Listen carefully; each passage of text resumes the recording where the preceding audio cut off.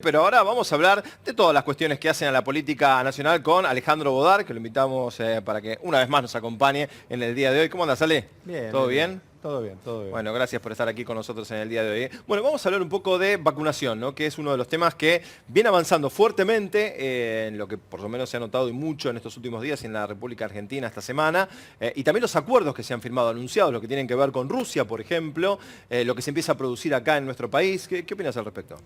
Bueno, toda noticia de más vacunas es positivo porque creo que estamos en un momento donde sin vacunas y si no se hace cuarentena, los casos están altos. Entonces creo que todo anuncio en ese sentido es positivo. Más positivo que se concreten, porque también tenemos que decir que muchas veces se han hecho muchos anuncios y después la realidad dista mucho de esto. Por ejemplo, todo el tema del acuerdo de provincia de Buenos Aires que anunció Kicillof tiene tantos condicionantes que no se sabe cuándo llegan. Entonces, Ahora, vos calma decías algo que, con eso, porque... piola. ¿Cómo? Vos decías algo que está bueno, además de esto que estás diciendo que también es cierto, ¿no? Que los anuncios se deben cumplir. Pero también el comportamiento, si no se hace cuarentena, el comportamiento también de la gente ha sido bastante complicado, ¿no? Dejando la necesidad de lado, algunos casos han estado que no se respetaba el barbijo, el distanciamiento, salen igual, o sea, es como... Sí, pero ¿no? yo creo que existe eso. También existen algunos locos anticuarentena que Sí, niegan claro. todo, qué sé yo, ¿no? Que hacen algunas, bueno, los médicos esos que vienen de España que dicen que el virus no existe. Pero yo creo que el centro tiene que ver con las políticas estatales. Yo, por ejemplo, nosotros desde el Frente de Izquierda Unidad, desde el MST, tenemos una crítica importante, porque creemos que no basta con cuarentenas de 9 días y volver de nuevo todo. De hecho, se demostró, se hizo lo de 9 días, y seguimos con niveles altísimos, tanto de contagios como de muerte. Tenemos la ¿Tendría semana... que haber sido más? Yo creo que había que cerrar como mínimo un mes, porque es la única posibilidad. Es la única posibilidad de cortarlo. No teniendo las vacunas para el 70% de la población, que es lo que te permite que ya el virus no se transmita, yo creo que hay que hacer eso. Y hay muchas presiones políticas y económicas para no hacerlo. Y yo creo que hay que atacar eso, porque plata hay para hacer una cuarentena de ese tipo. Por ejemplo, si también nosotros hemos presentado en el Congreso, lo he dicho varias veces, si en vez de ser un aporte por única vez, el solidario, que de solidario no tiene nada porque todos quisieron zafar, ¿no? Las grandes fortunas, se hubiera hecho un impuesto mientras dura la pandemia, para tener fondos suficientes, si hacía falta volver a una cuarentena estricta, tenerlo se podría hacer. Ha aumentado muchísimo, por ejemplo, la soja y todo lo que tiene que ver con los commodities. Va a haber una cosecha, ¿no es cierto?, donde se va a ganar mucho más. Bueno, no podemos hacer, por ejemplo, una retención extraordinaria del 5% más para tener dinero. Alcanzaría, por ejemplo, para un IFE a 2 millones de personas más de 40.000 pesos. O sea, hay medidas para hacer. Pero bueno, hay presión económica, tenés que tocar intereses. Ahí, déjame preguntarte algo ahí, porque yo firmo al pie. La verdad que a mí Sí, claro. un impuesto extraordinario a grandes fortunas, uno dice por lo menos tenía que durar 8 meses, 10 meses. Pero hay reticencia, hay sectores que presionan. Vos hablás de retenciones. Mirá lo que pasó con el tema de la carne, por ejemplo, ¿no? Donde se dice, no, suspendemos la exportación porque no puede ser que estemos pagando el kilo de carne a lo que lo pagamos los argentinos en precios en dólares internacionales. Sin embargo, cese de comercialización. Y empiezan las presiones también desde otros sectores. Yo te entiendo, ¿Cómo haces para trabajar fuerte ahí y que realmente llegue al que tiene que llegar la medida? Es que yo creo que estamos en una situación excepcional, Sí. porque hace más de un año y pico que tenemos una crisis económica brutal en el medio de una pandemia, ¿no? Crisis que viene de hace mucho, 2008, mundial, o sea, no es solo Argentina. Hay que tomar medidas extraordinarias. Yo, por ejemplo, en el tema de la carne y de todo lo que hace al precio de los alimentos, porque no es solo el tema de la carne. Sí, Es tremenda la situación. Sí. Hay que ir al Argentina, productora supermercado. de alimentos, En ¿sabes? el Vas al supermercado supermercado y te se le va el quedas a sueldo a una vivir, tal persona. cual, A tal mucha cual. gente, yo por ejemplo, qué sé yo, al día de ayer hubo una manifestación en La Matanza del personal de salud, porque hay contratos de 20.000 pesos en La Matanza, de gente que aplaudimos toda la noche, pero se le paga 20.000 pesos. O sea, ¿cuánto compra esa gente? Nada, en un supermercado. Entonces, pero por ejemplo, acá se liquidó la Junta Nacional de Grano, el Estado abandonó en los 90 el control, por ejemplo, de las exportaciones, que es la posibilidad de regular los precios. Bueno, por supuesto, si le vas a pedir a un sector de la oligarquía argentina que sea buena, te va a decir pito catalán, pero tomemos medidas. Está la ley de abastecimiento también, que hay que aplicarla. O sea que el problema es de voluntad política. Si querés chocar contra esos intereses, o cuando, ¿me entendés? Te hacen más o menos, ¿me entendés? Cuco y salís corriendo, que es lo que pasó con Vicentín. Yo creo que acá el problema central, hay formas y hay herramientas, incluso legales, medidas que se pueden tomar para garantizar las cosas, pero no se las quieren tomar porque después te salta el interés económico. Bueno, vos tenés que decidir. Sí, claro. ¿Qué vale más? ¿El 1% que se enriquece aún con la pandemia o la salud de la gente, el bolsillo? Porque ahora estamos en la situación de pandemia, pero, Bueno, ahí lo quería pero conectar. hay 40% de pobreza. De acuerdo, pero ahí lo quería conectar. ¿No es más difícil para el gobierno también una situación extraordinaria que ha hecho tambalear al gobierno del mundo? Porque no solamente le ha generado problemas a la República Argentina, estábamos viendo recién lo que pasa, por ejemplo, en Estados Unidos, lo que ha pasado en Francia también. ¿No es más difícil tomar esas medidas más duras en un contexto tan complejo como una pandemia que rompió todo orden establecido? No, yo creo que es al revés. O sea, los gobiernos se debilitan por no tomar estas medidas. Porque, por ejemplo, hay 80.000 muertos ya en el país.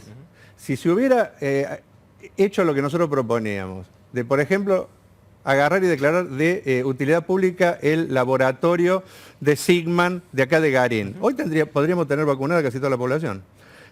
Eso fortalecería o debilitaría al gobierno. Si, por ejemplo, esto que te digo, se pone ese impuesto y se llama a la gente, yo creo que la gente apoya, porque la gente no es que quiere salir. Yo tengo un primo mío que es chofer, que está hace 3 días en una clínica, muy alejado de su lugar, porque no hay lugar en las clínicas, que puede morirse, por ejemplo, porque el problema de los tiempos con las vacunas es muy importante. Está bien, claro. yo sé que vamos a tener vacunas a fin de año, como tenemos de la gripe y de Pero toda. mientras tanto, El problema es los tiempos, ¿me entendés? O sea, entonces el gobierno no estaría más fuerte. Si hace esto, por ejemplo, de agarrar y darle el 5% y la gente ve, eso es 40.000 pesos el que no tiene nada, o un aumento extraordinario para que nadie cobre 20.000, sino que todo el mundo cobre lo mínimo para no ser pobre, para tener una canasta. ¿Vos crees que se fortalece o se evita? Yo creo que se fortalece los ¿Y cómo gobiernos. haces para que Sí, pero esa... después sos perdón, La Pablito, rentabilidad. pero después resulta que sos un dictador, o sea, el gobierno mismo ha llamado, Bueno, que pero- son Venezuela, que vamos a terminar El problema igual, es que tenés que decidir, porque existe ese sector y va a seguir existiendo. El problema es si le cedes, va a terminar en el gobierno ese sector, porque el problema de los gobiernos que le ceden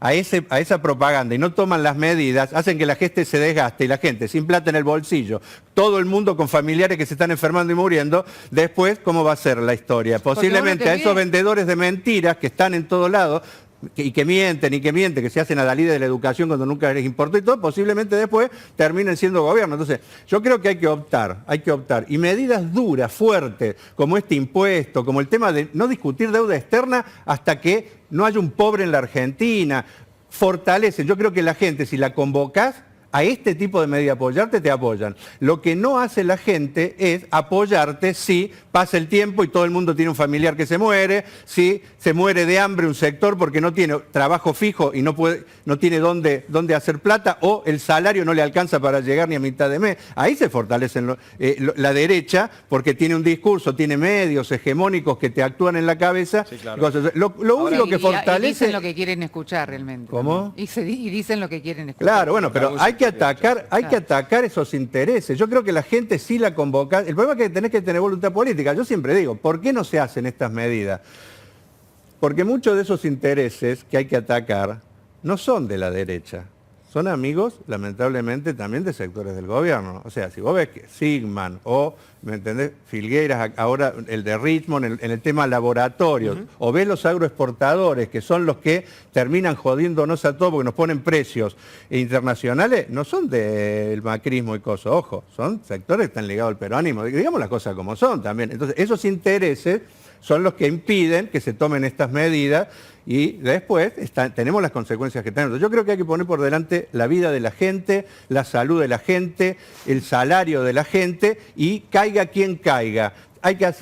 No puede ser que un 1% de la población vaya acumulando riquezas que en poco tiempo va a ser igual a la del 99% restante. No, es una aberración. Ya sé, es un sistema.